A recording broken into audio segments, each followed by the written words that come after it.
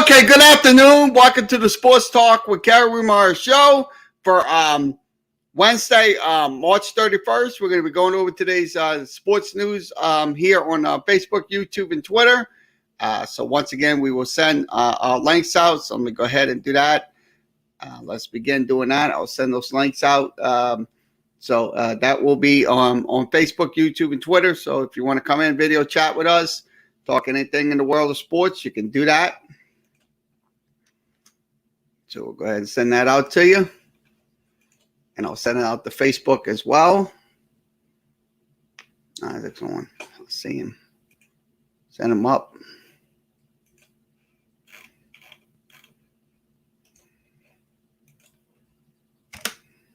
So everything's sent out. So let's go ahead and go over some. Let's begin today's sports headlines. So I'm going to switch this, share the screens, and we'll put in, let's go over starting with ESPN.com. Okay, ESPN, let's go over what's happening in the sports news. Okay, two more lawsuits filed against Deshaun Watson, pushing the total up to 21. So there's 21,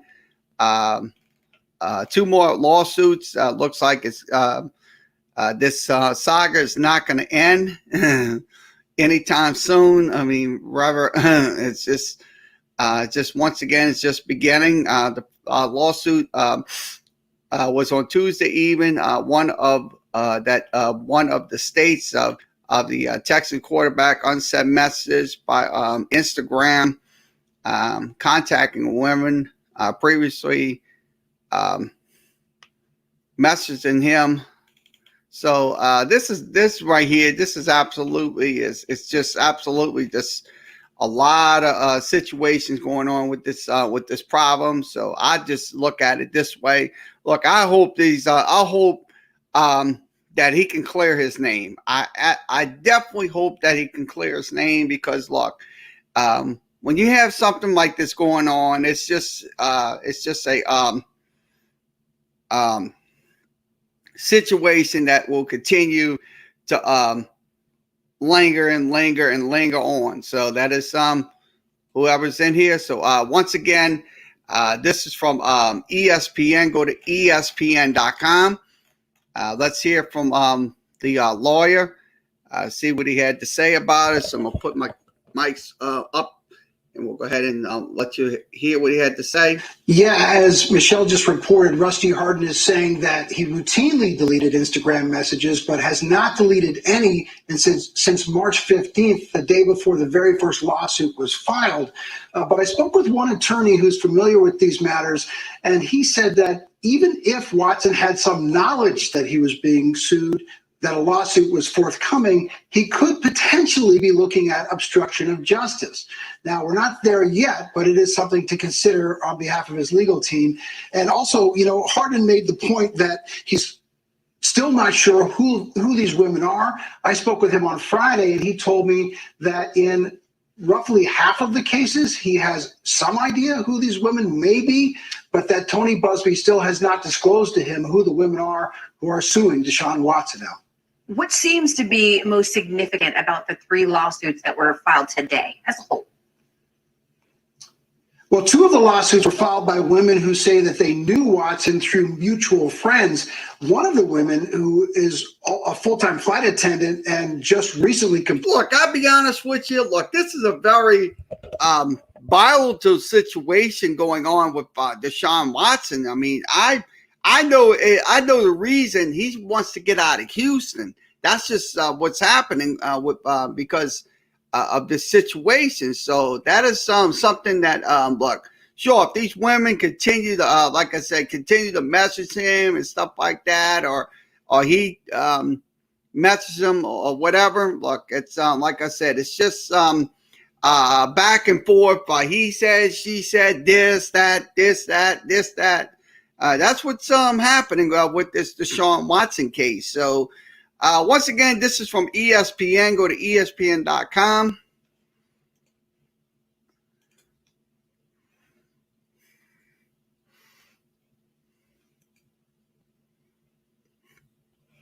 Okay, the Seattle Seahawks wide receiver Tyra Lockett, a 69.2 extension, sources says. So it looks like he's going to get a 4-year deal worth $69.2 million, including a $37 million guarantee. So that's from the Seahawks. The 28-year-old has been set to make $13.75 million in the final season. He signed 2018.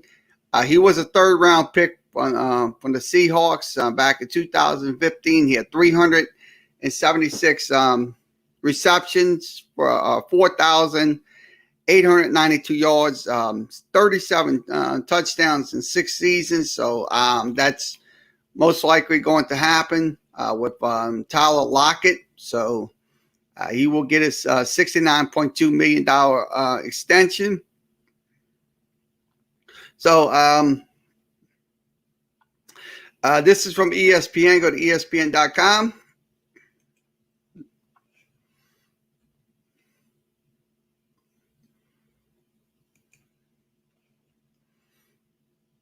Okay, President Mark Emmert admits the inequality, but wants women basketball leaders to push progress. I think they should.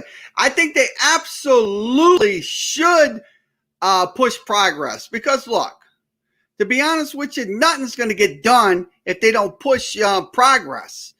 I mean, look, they got to the NCAA has to be accountable for what they do and stuff like that. So, sure, Mark Emmert is saying the right things, but it's not going to hold any water with these people that wants change. So, once again, this is from ESPN. So we'll let you hear from Mark Emmert. So I'm going to go ahead and play that clip from Mark Emmert. So let me go ahead and let you hear from Mark Emmert. You know, as you well know, the NCAA is governed by the member institutions, and the critical decisions that are made by those schools through our governance structure and the Val's white paper and other work that's been done. In fact, there was a strategic plan done just a year and a half ago, 2 years ago now, for moving forward on women's ball. Those are really have been and continue to be really heavily discussed. I think they've led to positive changes around women's basketball, but clearly too little has been done and not enough has been executed on them.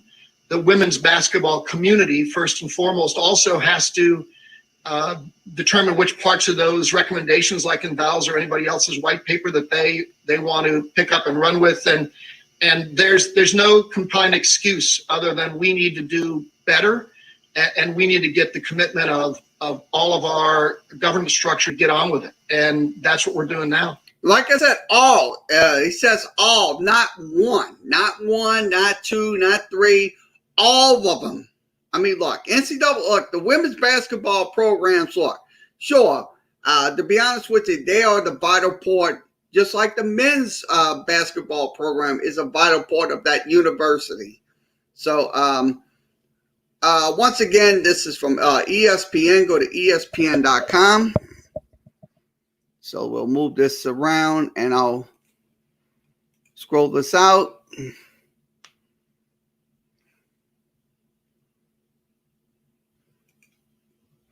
Okay. Francisco Linder contract talks with Mets remain still stall, but Pete Alonso says, I hope they pay him $4 million. So that's so I think they should pay him $4 million.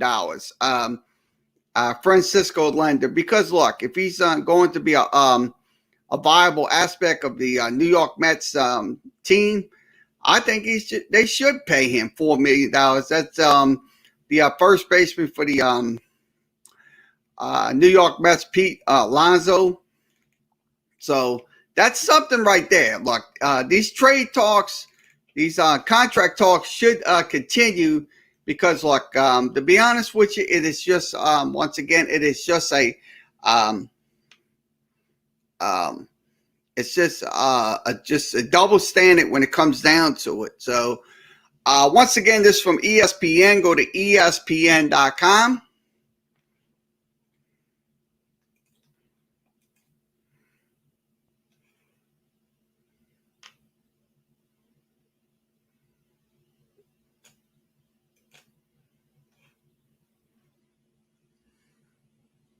Okay, DeMarcus Cousins talk of 10-day contract, so it looks like he is going to be playing for the LA Clippers on a 10-day contract. He was released by the Houston Rockets last month. So if the Clippers sign him to a 10-day contract, that most likely will happen sooner rather than later. He's averaging 20.8 points, 10.7 rebounds. Also, he was drafted by the Sacramento Kings back in 2010. So I think he should get a bigger contract. He should absolutely get a not a 10-day contract. He should get a maybe a year contract and play for him. So but a 10-day contract is better than, I guess, nothing at all or something like that. So at least he's got a team to play for, DeMarcus Cousins, and that's the LA Clippers. So this is from ESPN. Go to ESPN.com.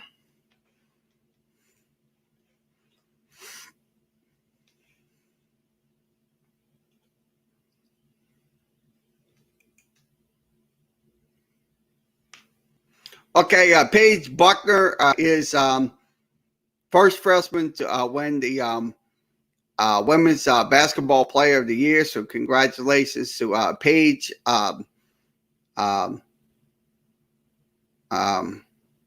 Buckner. So congratulations to her. After UConn made it to the so that's in the NCAA tournament. So congratulations to her.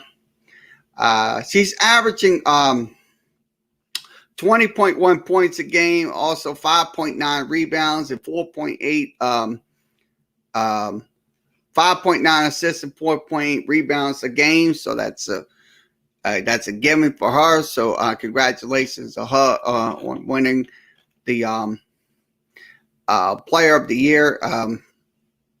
She's the first freshman to win the AP Women's Basketball Player of the Year. So this is from ESPN. Go to ESPN.com. Okay, let's see what else we have. Okay, MMA fight.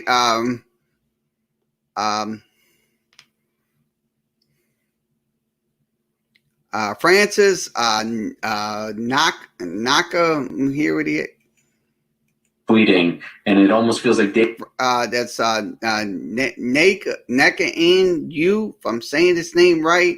I don't want to butcher this young man's name. He's a heavyweight champion. He would fight twice more than a year. So that's what they're saying in this article. So let's hear what he had to say. Let me go ahead and put this on the let you hear what he had to say. Deja vu of last year, and he's saying, "Cut me." Situation. Well, I think I don't know what exactly is happening between John Jones and the USA, but I think there is something wrong, and I also think he's handled it maybe a little in the wrong way. But I don't know what's happening. Listen, that's not my business. There's a lot of contender ready to fight, and there's a lot of fight here. For the first time, I'm the man who making the call. I don't have to sit down and wait for people. They are waiting for me, and I'm ready. I can choose to fight, and I want to fight maybe 2 times this year. So I hope that fight happen. I would love to fight. If not, moving on. You know, as I said, I'm ready to fight in the summer, maybe in August, so I can still fight in December. Let's go. Derek Lewis is there, and I think this we have this fight that never. So yeah, I think he should fight. If he does fight twice a year, that'd be a good thing for him. So he's waiting for a fight from UFC. So I think if they do give him an opportunity to get a fight, and I think it would be to benefit him. So once again, this is from ESPN. Go to ESPN.com. So we'll turn on mics, and I'll see what else we have to talk about today. Also, if you want to come in and talk anything in the world of sports, come on down. We'll okay, Saints. I need Marcus Davenport to be a breakout pass rusher. Exactly. I think because Trey Henderson's no longer going to be with the Saints. Now Marcus Davenport is stepping into that role. So I think he's most likely going to be that perennial pass rusher for the Saints this year. So he did sign a $9.5 million contract through 2022. So I think that's probably going to be the biggest keys for the Saints is to keep the players that they have currently. So I think if, like I said, if he comes out, has a breakout game this year, it would help his contract. So will he be a good pass rusher? Yes, he will. I think he most likely will be a damn good pass rusher for the Saints when it comes down to it. So once again, this is from Mike Triplett. Follow him at ESPN. That's ESPN.com.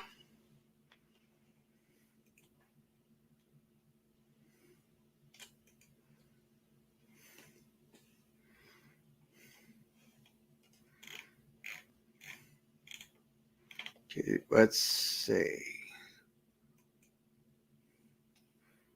Okay, 17 games. Once again, 17 game schedule. Opponents for all 32 teams. So that's it will be coming out this coming week.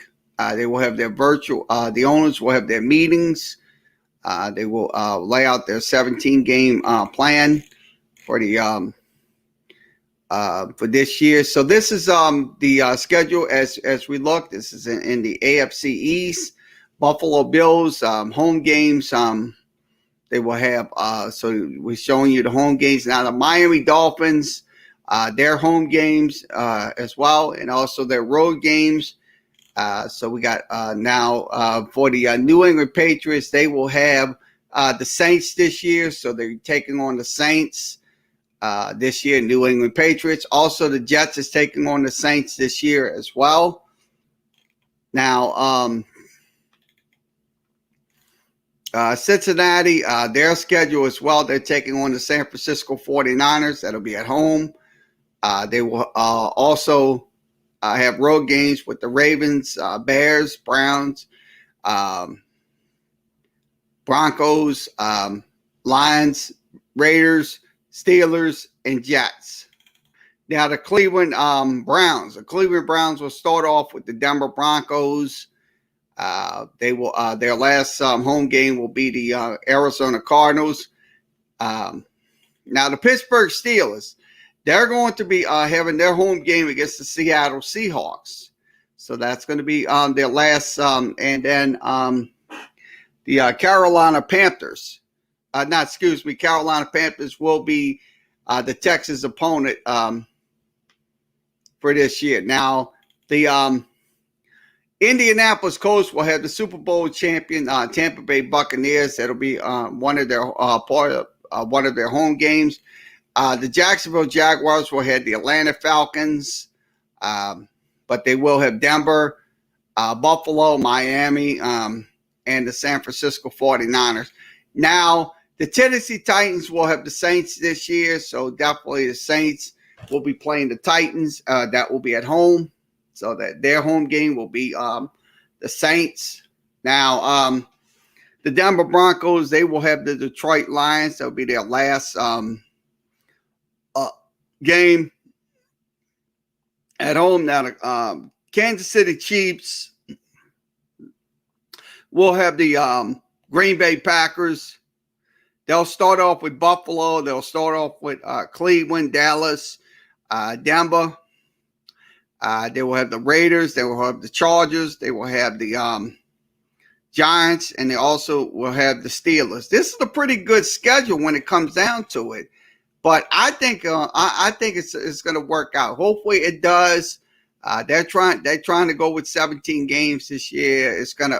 But I stated my opinion already. It's going to cause a lot of frictions and injuries and stuff like that. So we're going through the now the Chargers will have the Minnesota Vikings. That will be at home. Dallas will have let's see, their road game will be the New England Patriots. So their road game will be the New England Patriots. Dallas will play against the Saints here in the Superdome. Also, the New York Giants is definitely going to be playing the Saints this year. That'll be on the road. That'll be at the Saints. Now, Philadelphia will play the Saints this year as well. So the Saints will have Philadelphia. Also, the Washington football team will definitely have the Saints. That'll be the home game for them as well. Now, we're going to go over to the Saints. We'll give you the Saints schedule. Saints schedule is like this. They will have Atlanta, Carolina. They will also have Tampa Bay, Green Bay, Dallas, New York Giants, Buffalo Bills. So they're playing Buffalo this year. Miami Dolphins. So they're going to be playing the Dolphins in New Orleans. But the road games will be the Falcons, Panthers, Buccaneers, Seattle Seahawks, Philadelphia Eagles, Washington football team, New England Patriots, Jets, and the Titans. So they're going to have some complex road games when it comes down to it with New England, Philadelphia, New York Jets, Washington football team, and the Tennessee Titans. So that's going to be their schedule for this year for the New Orleans Saints. Now, Tampa Bay, they're going to have Dallas to start off their 2021 schedule. They will also have the Giants. They'll also have the Buffalo Bills, the Miami Dolphins. That'll be their home games. They'll have Atlanta, Carolina, and the Chicago Bears.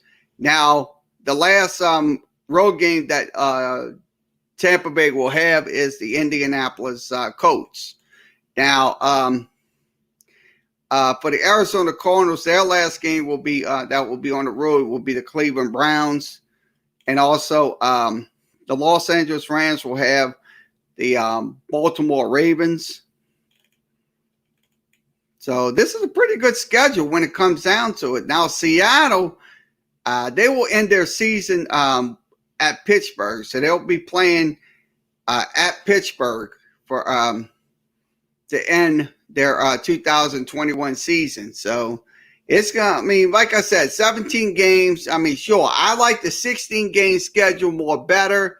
But once again, they're going to, the NFL wants to get more fans and stuff like that. And but the players, I'll be honest with you, sure, they have some players that most likely will be on board, but some of them I don't think they will be on board. So I think once again, 17 games is kind of just too much. So once again, this is from ESPN. Go to ESPN.com.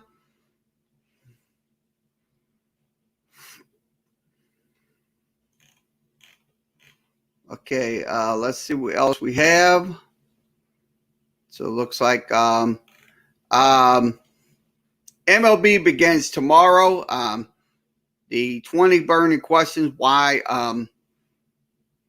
the MLB season could change everything. So that's probably going to be the Achilles heel when it comes down to it. Now let's give you the bold predictions and power rankings on MLB 2021 season, the best and worst case, the exciting players for all 30 teams. So let's give you those. Okay, Dodgers projected record 107 wins, 55 losses, a 99.3% chance of winning. I'm pretty sure they most likely will be. It'll be a little bit higher once the season begins. I think the Dodgers have their players back. They have their pitching and Clayton Kershaw, Walker Buehler.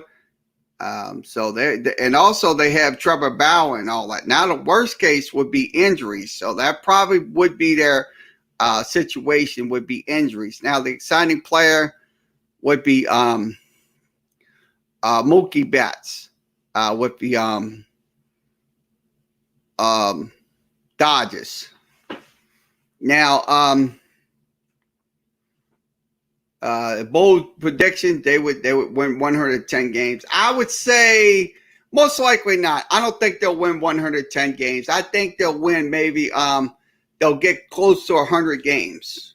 The Dodgers. I say the Dodgers will most likely get to the 100 mark and no more, no less for the LA Dodgers.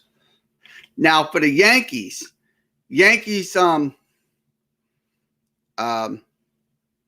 winning 98 games this year. They also have a 91% chance of getting into the playoffs. Their best case scenario would be staying healthy. Also, their worst case scenario, if they can't stay healthy, and also Judge managing. That would be one of their, and also their bold prediction would be Giancarlo Stanton, and Judge would play 140 games, also combined 90 home runs. So that's kind of one of their predictions. Now the San Diego Padres, 91-71, their predicted record, 66% chance of getting into the playoffs. I don't think they'll get into. They'll get closer to get to the playoffs, but will they go far? I don't think they will. The San Diego Padres. Now the best case scenario, the Padres have 6 active franchises without World Series titles. So that's probably what is going to be the situation. Now, the worst case, the reason the Padres it's not exciting because of their uptight roster, so that's most likely going to happen. Now, the exciting player would be Hugh Darvish, Blake Snell, and also Manny Machado. Now the Padres win 100 games. Well, I'm not going to agree with this prediction of 100 games. I think they're going to win close to maybe 90 games. I'd say 90 games at a minimum. 90 games, and they get in, and most likely get close to the because the NL West is going to be the biggest division that's going to be contended with this year, with the Dodgers having their offense and pitching staff better, and they have all their people back. So I'm not gonna say they might finish close. They might finish in a distant third, the Dodgers. So no, not the Dodgers, the Padres. So now the Atlanta Braves. The Atlanta Braves, I say, yeah, if the Atlanta Braves can stay healthy, like that's what you have to do. You have to stay healthy if you're going to have a legitimate shot of getting into the National League playoffs. So that's what's going to happen. So So that is also the worst case would be injuries. That's always a situation with now Ronald Acuna does not go 40-40 or even 30-30. So that's what they're saying. So it's probably now the New York Mets 91-71. Nah, I don't think they're going to win 91 games. I think they're going to win close to I say 86. I say 86 games. I say around 86 games. Will they make the playoffs? I don't think they will, because you're going to have a very tight National League East with the Atlanta Braves always contending. So that's probably going to be the key right there, is the National League East. So we'll now the Minnesota Twins 91-71 projected record 91-71, 71% chance of making the playoffs. They most likely will make the. They'll probably get into playoffs as a wild card team, but if they win the division, their chances will gradually increase. Now the Chicago White Sox 84 wins. I say 84 wins would be a given for the Chicago White Sox. Would be an absolute given. Now that would be the if they come off early. They come off early on fire, winning games in the first half of the season. Well, that most likely will be the case. They will get to 84 wins. But if they kind of run sluggish and stuff like that, they're probably not even going to get close to 84 wins. They might get close to maybe 70, 70 plus wins for the Chicago White Sox. Now the Tampa Bay Rays 86-76. I'm pretty sure they will most likely will get into will be in that mix. I think they will be in that mix come after come post game postseason.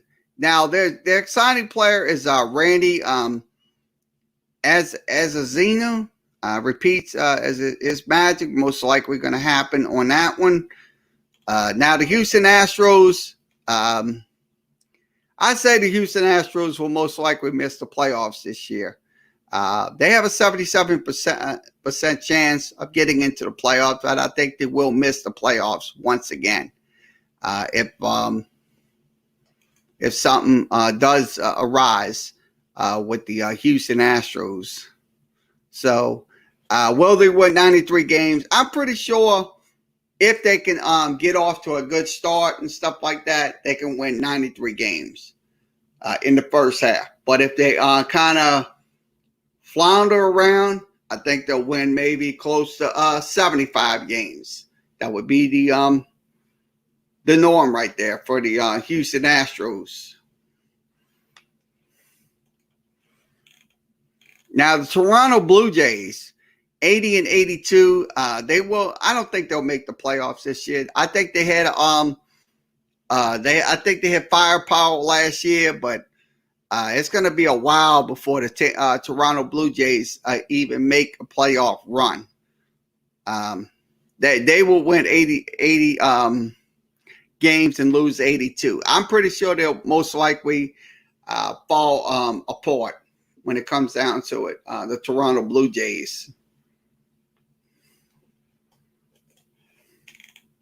Now, the Washington Nationals, 84-78. Yeah, I think they'll win 84 games. Will they make the playoffs? Most likely not. Because, like I said, once again, The National League East is one of the most prolific leagues you can be in the National League East when you got Atlanta contending and stuff like that. So it's going to be a pretty good tight situation. They'll win 84. Will they win 84 games? Most likely, yeah. I say 84 games will be probably one of the their best conundrums when it comes down to it. Now the Oakland A's, yeah. I say Oakland will most likely will get 90 wins. They will probably triple that when they go to the playoffs. Now the defensive elite defensive backs is going to be with Romero, Rosenthal. So they're gonna have some defensive players that's gonna make some significant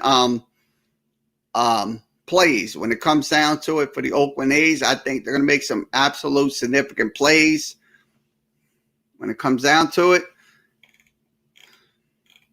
Now the Milwaukee Brewers.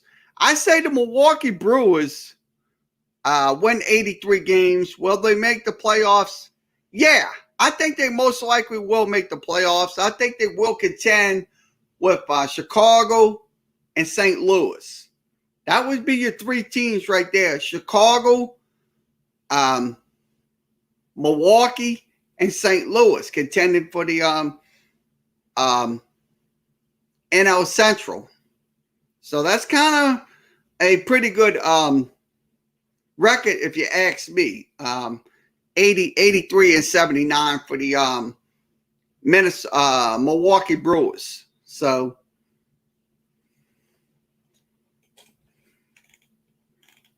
now St. Louis Cardinals looks like they got Arondo and Goldsmith. That's most likely going to be their balanced offense. Now the worst case scenario, outfield flips. That's probably going to be one of their worst case scenarios for the St. Louis Cardinals.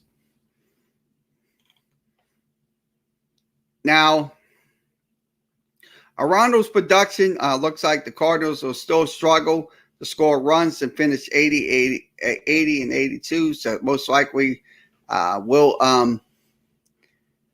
most likely will have their struggles when it comes down to it at the plate for the St. Louis Cardinals. But 83 and 79 most likely is a little extensive when it comes down to it for the St. Louis Cardinals. So I'd say it's going to probably be about close to 82 wins. I'd say 82 wins and 79 losses. That most likely would be the respectful record for the St. Louis Cardinals.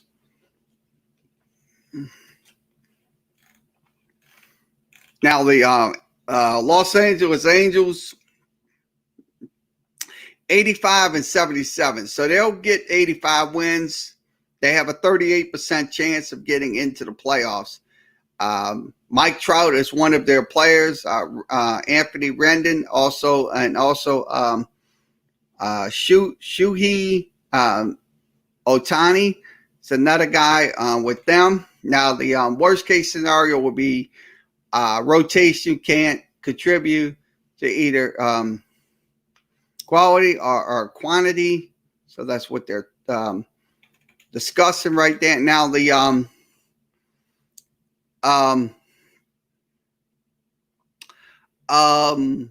Philadelphia Phillies, 76 and 86, they're probably not going to make the playoffs. I think they most likely will not make the playoffs this year with their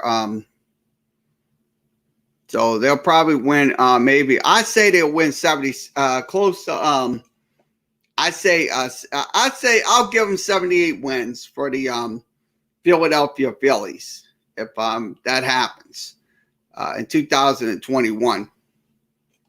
Now the Chicago Cubs, 91 and 71, 70% playoff chance. I say it's going to be more than that. I think it's going to be maybe about close to 80% that they get into the playoffs, because that, like I said, once again, you're going to have Milwaukee, you're going to have St. Louis, and you're going to have the Cubs contending. So those three teams right there is going to be the key factors when it comes down to it for 2021 for the Cubs in the National League Central. Now the Cleveland Indians, 29% chance of winning. I think they most likely will not get into the playoffs this year. They'll kind of struggle when it comes down to it. I think it's going to be a very consistent struggle. Sure, they'll have Shane Bieber for their pitching staff, but will they get muster up offense? I don't know if they'll muster up offense for the Cleveland Indians. So I don't think they'll muster up any offense if they don't. If they can start off hitting the ball consistently and then having a consistent pitching staff, well, things can change in 2021. Now the Boston Red Sox, 79 and 83. I say they most likely will win. I could say close to 80 games.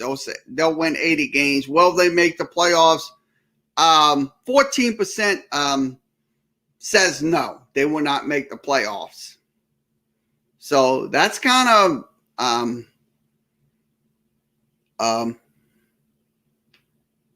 stiff if you ask me. So I look at it this way. If they can get better, look, Boston's got to upload their lineup. They got to load up on their lineup. They got to have good pitching. They got to have good hitting. That's the keys. And also the injuries have to be. Now the Cincinnati Reds, 77 and 85. Most likely they will not make the playoffs. Only 9% chance of making the playoffs for the Cincinnati Reds. So they don't have anybody spectacular on their offense that's going to provide firepower for the Cincinnati Reds. So now the Miami Marlins, 67 to 95. So they're most likely their chances of getting into the playoffs looks like is not going to happen. That's probably sure they got Sanchez, Lopez, and Acatera and Chris Holland. That's another guy. So they got some good players, but if they can put up a good run in the first half, then that all things considered, they can be a contender going into the 2021 season, because the NL East is going to be it's going to be very stagnated. It's going to be loaded with teams waiting to get into the playoffs.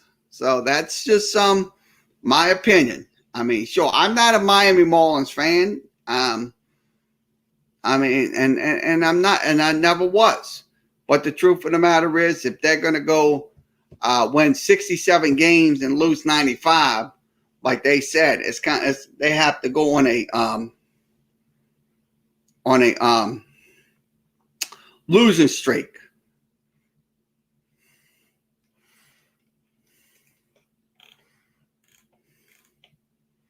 Okay, the Kansas City Royals, 74 and 84. That's probably going to happen for the Kansas City Royals, because the Kansas City Royals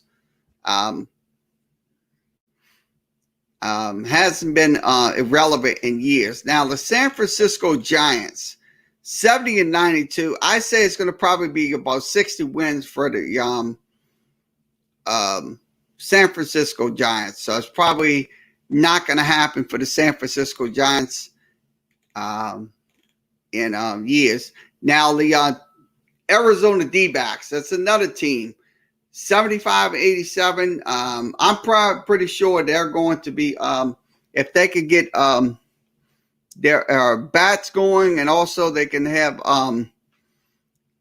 pitching performances, absolute good pitching performance. Their offense was lackluster last year. It was not up to par, so they're probably not going to be up to par this year.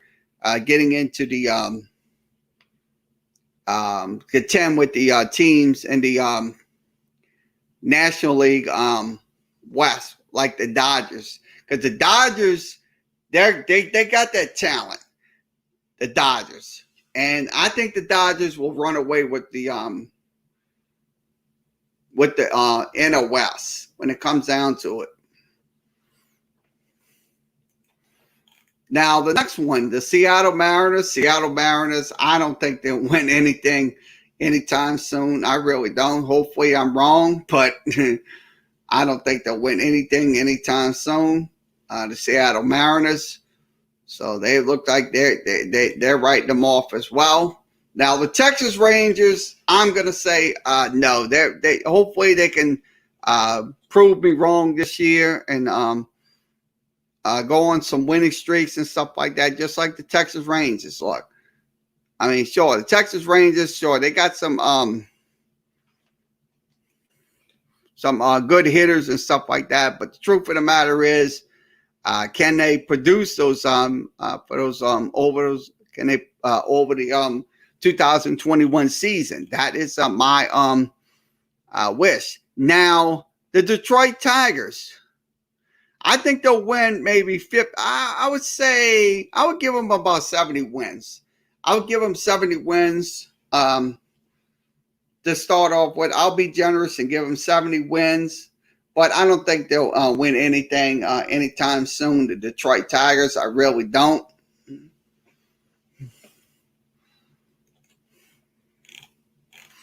Now, the Colorado Rockies, their projected record is 58 wins and 104 losses. I say it's going to probably be about 60 wins for Colorado, and they most likely win 100, lose 100 games. Now, the Baltimore Orioles, 65-97. That's probably going to be their record this year. Hopefully, it's not.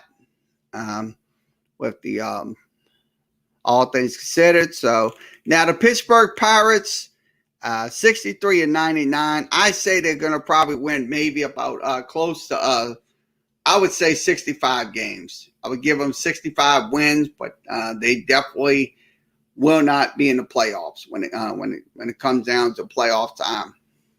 Because the Pittsburgh Pirates, look, they got to start spending money on getting quality talent. Because if you want to contend for the National League, you got to have talent. Simple as that.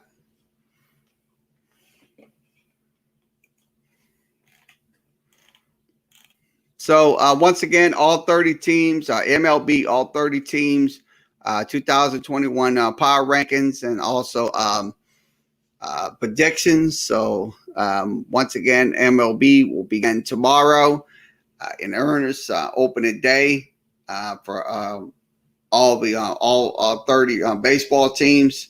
So this is from, once again, ESPN. Go to ESPN.com. Okay, let's go over some Twitters and we'll wrap this up. I'm going to switch this out and go over some Twitters and we'll wrap this up for today.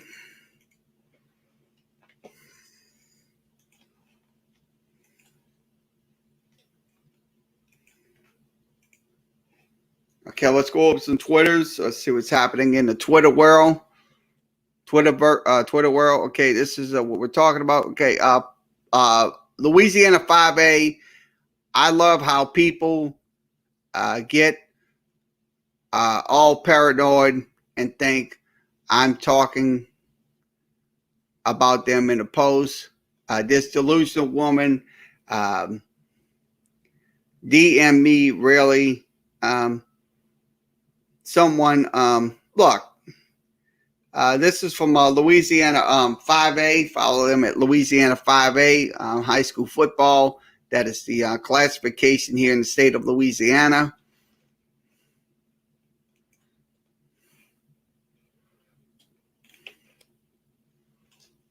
Okay, Sam Amico, let's see what he has to say. Sam Amico, JJ Redick now of the Mavs, not pleased with the Pelicans chief of basketball operations, David Griffin. Look, I'll be honest with you. Look, I wish JJ Redick all the best of luck. But look, David Griffin is doing a hell of a job as the Pelicans chief of basketball operations. Look, he's got to he had to make those tough decisions to get rid of JJ Redick. Look, JJ Redick, look, sure, I like what he did when he was with the Pelicans, but the truth of the matter is, look, you got to move on. We want to be a winning basketball team here in New Orleans. I mean, look, we can't continue to have talent year after year after year and continue to lose. So, look, that's his opinion, and he's entitled to his opinion, JJ Redick. So, once again, this is from Sam Amico. You can follow him at Amico Hoops. That's Amico Hoops.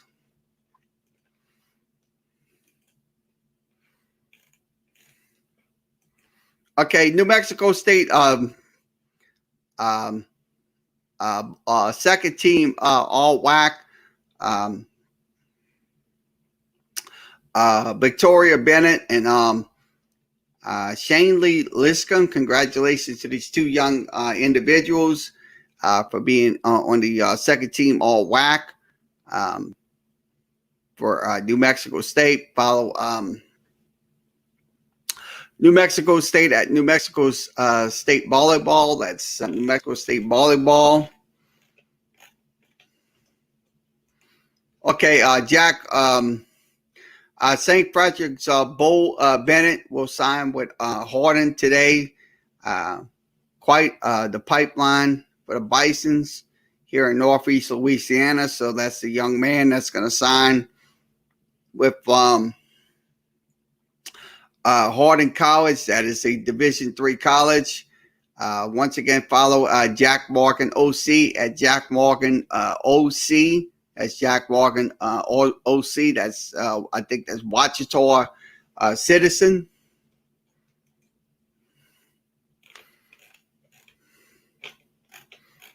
What else we can discuss?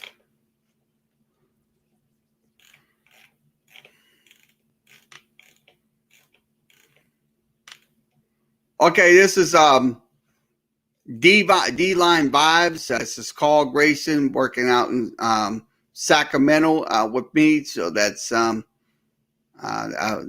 does pretty. He's doing pretty well. So that's a good, nice little workout for Carl Grayson. Once again, follow D-Line Video. That's D-Line Video. That's D-Line Video.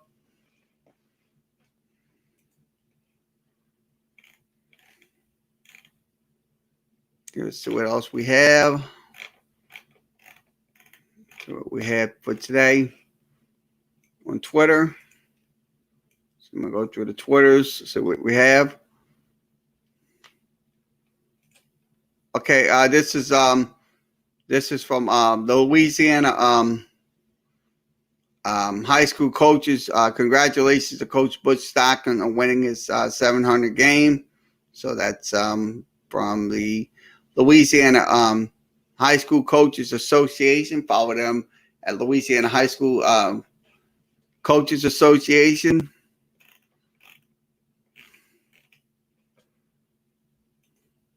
Okay, Supreme Court grills NCAA on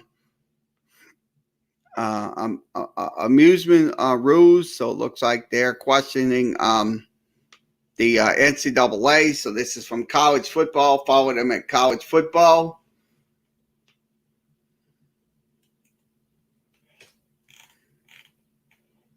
Okay, let's put this in. Okay, best and worst teams against the spread. Winnipeg 28 and 8. New York Rangers 25-10. Fly together. That is the Ducks. That's fly together. That is the so they're 24-13. The Kings is 22-13. The Islanders is 22-14. Now the worst is the St. Louis Blues 8-27. Bruins 9-23. Buffalo 11-23. Toronto 13-22, and the Calgary Flames 15-22. This is from Covers. Go to covers.com. Colors.com. Okay, let's see what this says. Okay, Pack Pride. Former breaking news. North Carolina State power forward Nick Fowler will enter the transfer portal, so that he will go to the transfer portal. Follow them at Pack Pride that covers North Carolina State athletics.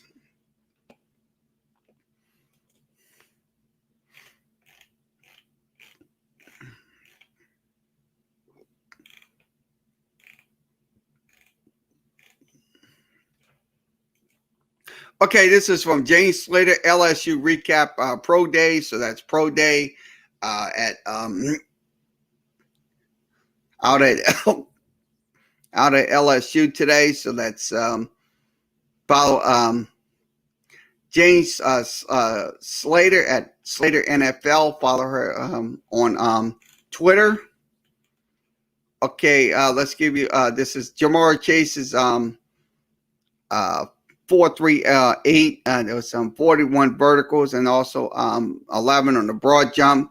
So that was in the game. We'll show you Jamar Chase's run. So he ran a 4.38. So pretty good for Jamar Chase.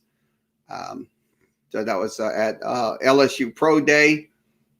Tulane had their Pro Day yesterday.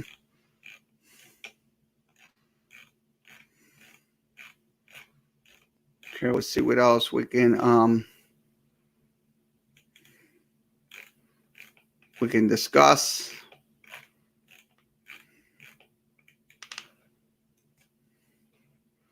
Okay, the third arena in goal is ready for the American Volleyball Championship. So the American Volleyball Championship will be this week.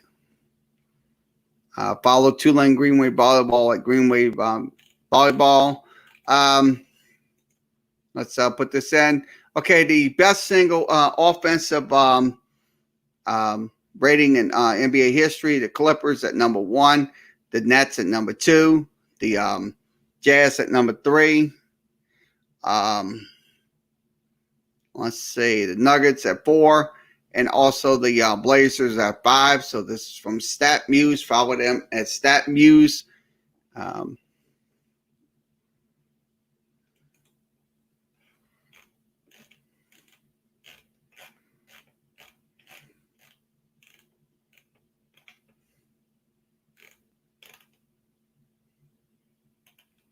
Okay, the worst defensive rating in NBA history. The Kings this season.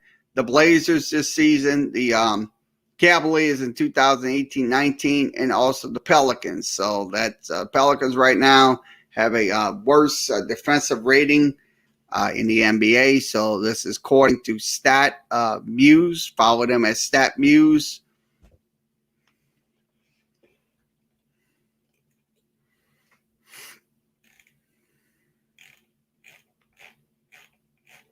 Let's see what else we have. Okay. Okay. Defensive back. Jahel Rogers entering the transfer portal. So it looks like he's not going to play for the Florida Gators no more. This is from College Football Daily. Follow them at College Football Daily.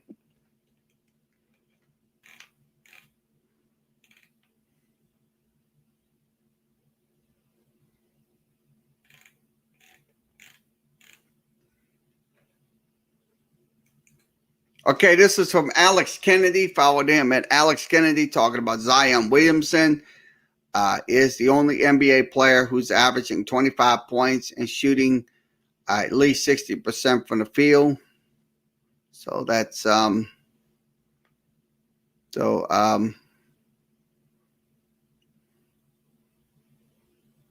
let's show you this. This is from Basketball News. Let's give you his breakdown. So we'll break it down for you.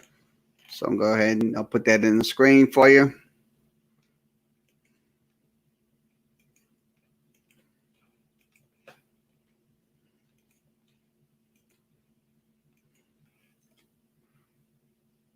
Okay, Zion Williamson is breaking basketball. So basketball, this is basketball news. Follow them at basketballnews.com. NBA talk. So off the ball, this is what they're talking about. This is how Zion gets off the ball value. He isn't a threat. His career is 37% shooting. On 37 attempts in 68 games, he's a non-shooter, so that was that he's not a real clear threat of shooting the basketball. So that's kind of what they're saying in this article. So pretty good article by the Basketball News. Also, Zion as a screener in the pick and roll. So that's what they're talking about. So that's a lot of insightful information when it comes down to it. Now,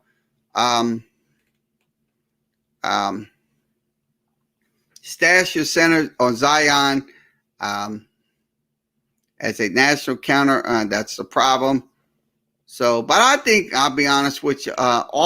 On the ball usage, they're talking about this as another on the ball usage with Zion. Now, this is what they'll show some video of it. So it's Zion going to the lane. So it's a nice little shot. Now, the next one that they're going to be talking about, this is another video right here.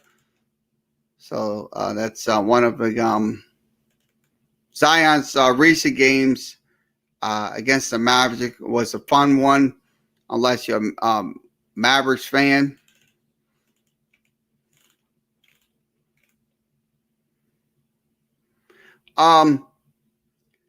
That's the other part of making Zion impossible. So you can't completely sell out stop him. He is a good passer. So that's what they're saying. I think he is. He's absolutely is. But the truth of the matter is, when he sometimes he turns the basketball over and it's kind of vague when it comes down to it. But he can be a good passer. I mean, look, he gets to the lane. See, Zion, when he gets to that lane, he's trouble. He's absolutely trouble for teams that will try to stop him. So pretty good information. This is from Basketball News. Follow them at Basketball. That's Basketball News. I'll post this. I'll put this in the I'll have this in there, so I'll be able to get some information from them. So this is a pretty good site. So I'm going to go ahead and put it in there. So follow them at Basketball News. That's basketballnews.com. Alex Kennedy is the Chief Assistant Officer. These are the your lineups right here for they're the NBA. They're pretty good NBA writers. So let's wrap this up.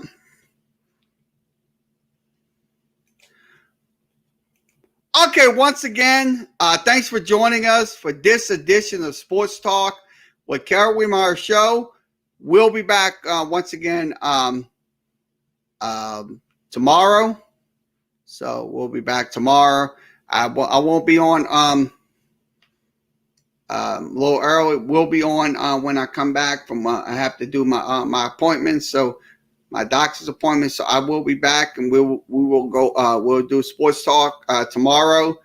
So we definitely will be on. Also tomorrow night, I will be back on for Pelicans versus the Orlando Magic. That game will be at 7 o'clock. And also I'll be back on Friday for the Pelicans versus the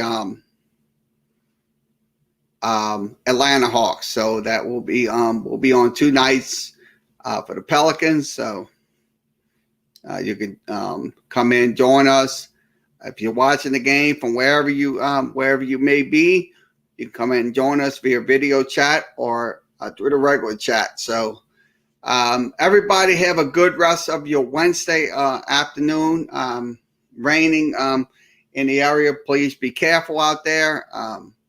We're expecting to have some rain later on. So and also a cold front coming in. So once again, if it please be careful. So